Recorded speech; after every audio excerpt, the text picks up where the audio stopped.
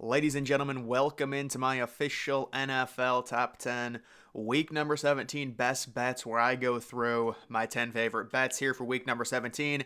This one a little interesting with these picks. I'm picking a lot of favorites to cover this week. I don't know why.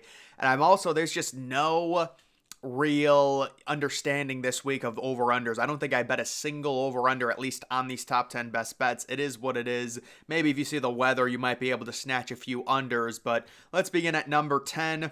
It is going to be Atlanta traveling to Chicago.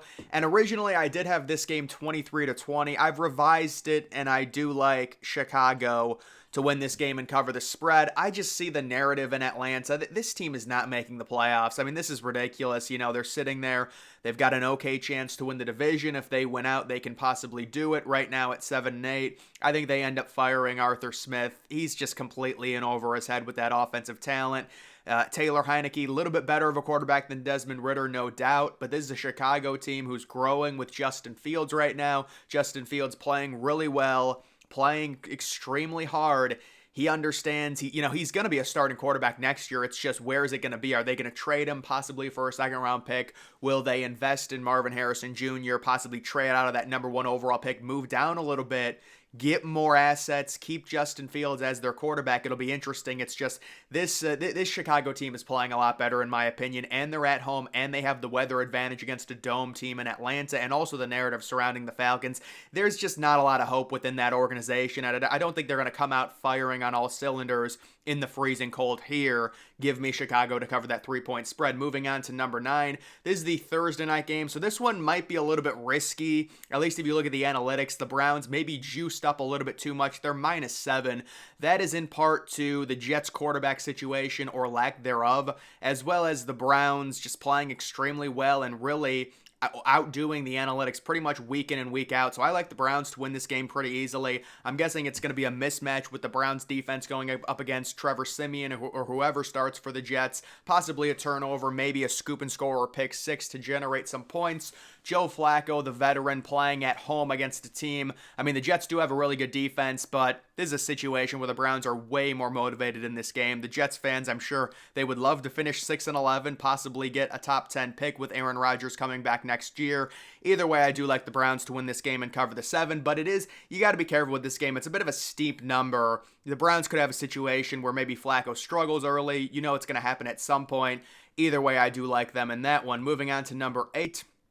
It is Arizona traveling to Philadelphia, and this is a very similar situation to last week when it comes to Arizona. Now, last week they were only 4-point underdogs, which I thought was crazy, and it was almost a ridiculous blowout by Chicago. I predicted a crazy blowout, and it was close, but Chicago still easily covered that 4.5-point spread or whatever it was. Now it's an even crazier spread. You have Philadelphia sitting -12. I think they cover it. I just don't see any resistance from this Arizona team. Another cold weather game, another East Coast game for them. They just want to get out of here. They're going to finish the season 3-14. They have a really hard schedule these last 2 weeks. And Philadelphia, they're angry right now. Jalen Hurts has not played well the previous few weeks. They were 13 or 14-point favorites against the Giants. They barely win that game. They salt the clock away late. They're due for a major blowout victory, and they've got the perfect opponent to do it at home in a 1 o'clock slot in the cold.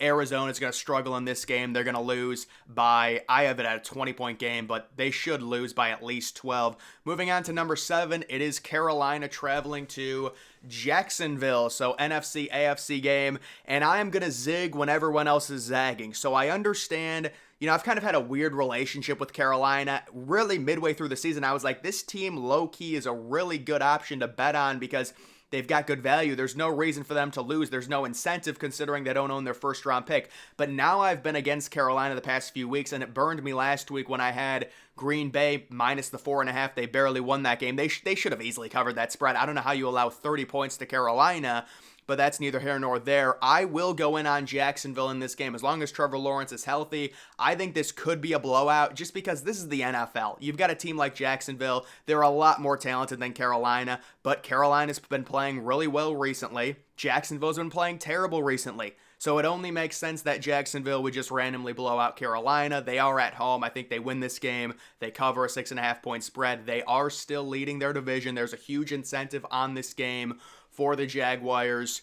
I've got them big in that one. Moving on to number 6, it is Detroit traveling to Dallas. Let's not overthink it. Let's not overreact. We understand the Cowboys have struggled the past few weeks at Buffalo, at Miami. I was against Dallas both of those times, and I was rewarded. But now I'm coming back and I'm saying there's a Dallas Cowboys team that's really good, especially on offense at home. And you're talking about a Detroit team that really leaks oil when it comes to their defense a lot of these games. I know they've been better recently, but this is the perfect correction game for Dallas at home. Minus the 6.5. I've got them winning easily 31-17. It's a bigger spread. And people are going to sit here and say, wow, Dallas is 10-5. Detroit is 11-4. Detroit has the better record, but they're 6.5 point underdogs. That's crazy. Not really when you understand how good Dallas is at home. And they've just got, Detroit has such a suspect defense.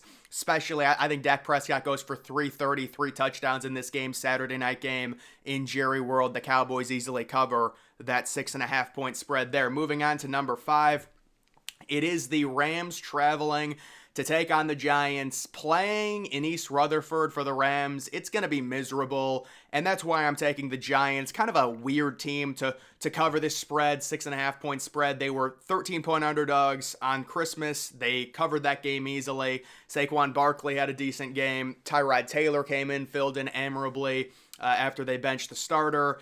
And I just think the Giants are going to play hard against a Rams team that they definitely need this game. I think the Rams win it, but it's just one of those weird games. Matt Stafford comes out. It's 40 degrees out. He's wearing hand warmers. He throws an early interception. The Giants go up 7-0.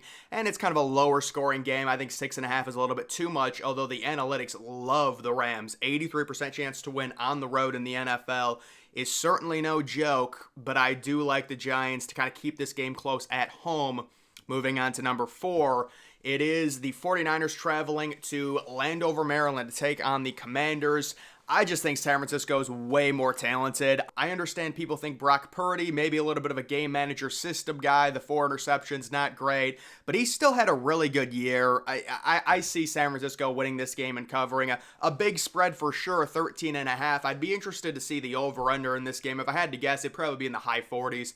You have a Commanders team that normally is always involved in higher scoring games, and San Francisco is going to put up a ton of points. This game could end like 37-21 or something like that. It's going to be higher scoring, but expect the 49ers in a situation like this to really step on the Commanders' throat. The 49ers have all the motivation in the world coming off that terrible home loss. They can still get the number 1 seed, get that first round bye. The Commanders are in an interesting spot where they now have a top 4 pick in terms of the draft. Imagine they lose out, possibly get a top 2 or top 3 pick, maybe look at a quarterback considering based on how bad Sam Howell's been playing. But either way, I like San Francisco in that one easily. Moving on to number 3, this is Buffalo sitting minus 11.5 versus the New England Patriots.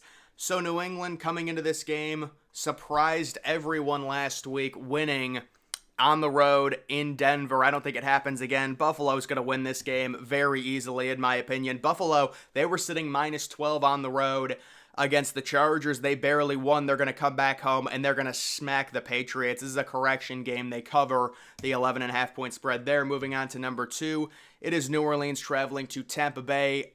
7-8 versus 8-7. I will take New Orleans. I do find good value in them to possibly win this game outright, at least cover the 3-point spread. Very evenly matched teams. I've had issues with Tampa Bay really getting a gauge on them, but I think at some point they're not going to cover a spread, and this is kind of a good analytical play going in on New Orleans. Even though New Orleans is a very streaky team with Carr, I will take them to win this game outright. It's going to be close, and it's very important in terms of the division there. And then moving on to number 1, it is Houston sitting minus 3.5 against Tennessee.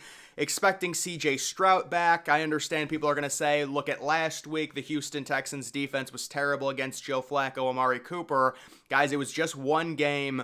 They're facing a Titans team that's not motivated at all. Their fans want them to lose out. CJ Stroud, after 2 games off, is coming back, probably, we expect. That's why I'm saying this. If he is out, then obviously all bets are off. But just in this case, I do like Houston to win this game by over 3.5 points. CJ Stroud has a good game. And Houston, we've seen them cover spreads. I mean, earlier this year, they blew out Jacksonville. They've been pretty good outside of missing CJ Stroud. But guys, that is going to do it for this video. Make sure you follow me on X. Link to that's always in the description.